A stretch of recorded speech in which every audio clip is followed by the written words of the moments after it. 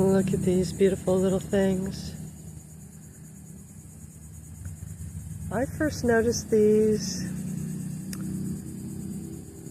about 10 years ago.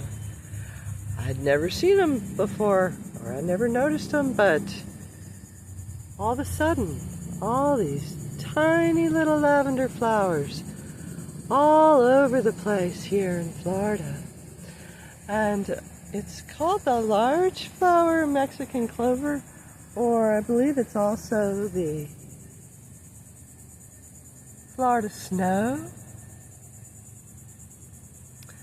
And isn't it just the sweetest?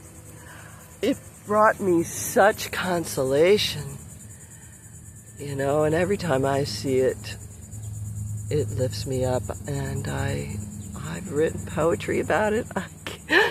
It's just so incredible.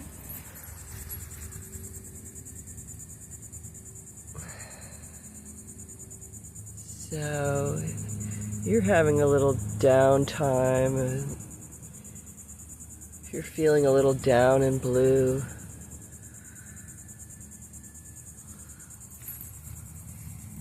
walk out in nature and maybe you'll see some tiny purple little flowers.